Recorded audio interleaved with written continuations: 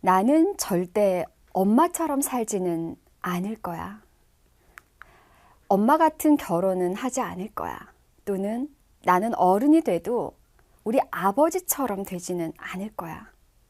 아빠 같은 사람이 절대 되고 싶지는 않아.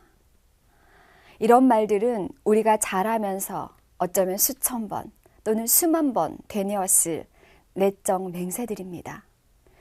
그런데 어른이 되어서 나의 모습을 바라봤을 때 나 스스로도 놀랄 만큼 엄마 아빠의 모습을 그대로 닮아 있는 것을 발견하게 됩니다. 특히나 아이를 키우다 보면 아이를 대하는 나의 모습에서 우리 부모의 모습을 그대로 발견할 때 스스로도 놀라고 스스라치게 됩니다. 도대체 우리는 왜 이런 걸까요? 머레이 보웬이라는 가족치료학자는 다세대 가족치료 이론에서 가족이 하나의 정서 단위라는 것을 강조합니다. 하나의 정서 단위로서 묶여있기 때문에 그 가족의 정서적 역사는 이전 세대의 내용들이 다음 세대에도 반복되게 됩니다. 여러분 병원에 가시면 예를 들면 내가 고혈압 문제가 있어서 의사를 만나서 문진을 하게 되면 의사가 꼭 묻는 말이 있죠. 혹시 부모님 중에 가족들 중에 고혈압이 있는 사람이 있냐? 이렇게 병의 가계력을 묻게 됩니다. 그 이유는 우리가 가족들이 동일한 식생활과 그리고 동일한 그런 생활 습관들을 공유하기 때문에 같은 질병에 걸리기가 쉬운 거죠. 그래서 부모가 알았던 병을 내가 또 앓기가 쉬운 겁니다. 이것처럼 우리의 심리적으로도 마찬가지입니다.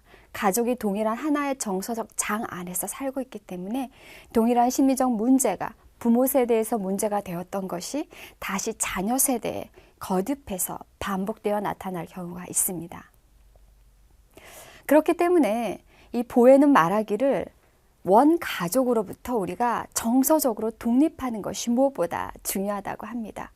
잘 독립을 해야 새로운 가정을 만들었을 때 제대로 살아갈 수 있다는 겁니다. 우리는 왜냐하면 원가족에서 생활했던 그 정서적인 그 내적 신념들과 그 정체감을 가지고서 배우자를 선택하고 또 그 배우자를 만나서 동일한 문제들을 반복하면서 살아가게 되는 겁니다. 우리가 이렇게 상담 강의를 제가 하고 나면 흔히들 말씀하시기를 진작 내가 이 내용을 알았다면 우리 애를 좀 더 잘 키웠을 텐데 또는 내가 조금은 다르게 살았을 텐데 라고 후회 섞인 탄식을 하기도 하시는데요. 그래서 이제 강의를 듣고서 이제 의기충천해서 집에 가서 조금 더 잘해야지. 이제 소리 안 지르고 애들한테 공감적으로 대하고 남편한테 화도 안 내야지 이렇게 생각을 하십니다. 이렇게 해서 이제 하루 이틀은 그렇게 배운 효과가 있어서 화가 나도 꼭 참고 배운 대로 한번 해봐야지 라고 하지만 얼마 못 가서 이제 미천이 바닥나게 되죠. 그래서 에이 모르겠어 하면서 이전처럼 다시 소리 지르고 다시 그 방식들을 반복하게 됩니다. 그래서 오셔서는 왜 그렇게 잘하고 싶은데 안 될까요? 라고들 고민들을 말씀을 하시죠. 그 이유를 우리가 한번 찾아봤으면 좋겠습니다. 여러분들 비행기를 타게 되면 비행기가 출발하기 전에 기내 비상 상황이 발생했을 때 어떻게 대처해야 되는지 승무원들이 기내 대피 요령들을 미리 교육을 하게 되죠. 아마 그런 것들 많이 보셨을 텐데요. 제가 질문을 하나 드리겠습니다. 기내 비상 상황이 되어서 산소 마스크가 위에서 내려오겠죠.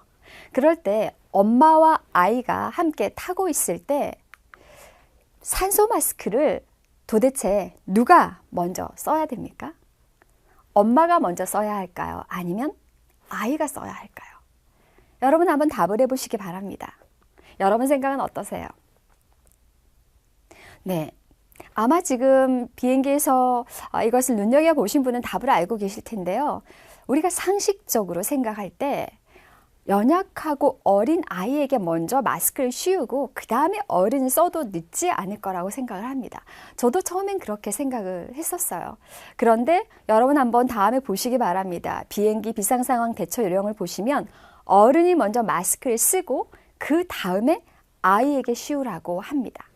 그런데 이것은 비단 비행기의 비상 상황의 대처 요령뿐만 아니라 우리의 삶의 문제에도 그대로 적용될 수 있다고 봅니다. 앞서서 말씀드린 것처럼 내가 변해야지라고 하지만 마음먹은 대로 잘 되지 않는 이유는 우리가 배운 내용들을 내 아이를 바꾸는데 내 아이에게 적용하려고 하는 게 아니라 내가 먼저 마스크를 써야 하는 것처럼 내가 먼저 변해야 합니다. 그래서 여러분 상담 이론이나 가족치료 이런 데를 배우시면서 느끼는 것이 있다면 내 아이에게 적용하기 전에 나와 나의 부모에게 먼저 적용을 해보시기 바랍니다. 왜냐하면 내가 변해야 내 아이에게도 다르게 할 수 있기 때문입니다. 상담하는 사람들이 이구동성으로 하는 말이 있습니다. 모든 아동의 문제는 모든 부모의 문제다. 한마디로 말하면 여러분 잘 아시는 프로그램 제목 중에 우리 아이가 달라졌어요 라는 프로그램이 있는데요. 저는 그 프로그램 제목을 바꿔야 한다고 생각을 합니다. 우리 아이가 달라졌어요가 아니라 우리 아빠가 달라졌어요 또는 우리 엄마가 달라졌어요 라고 바꿔야 하지 않을까 생각이 드는데요. 왜냐하면 내가 변하지 않으면 결코 우리 아이들에게 변화된 모습을 보여줄 수 없다는 겁니다. 그래서 여러분이 가족치료 이론이나 상담 이론들을 배우고 느끼시면 그것을 나와 내 부모의 관계에 먼저 적용을 해보셔서 나의 상처를 먼저 치유하시기 바랍니다. 내가 먼저 회복되어야 내 자녀에게도 주변 사람에게도 그 회복의 결과를 전할 수 있기 때문입니다.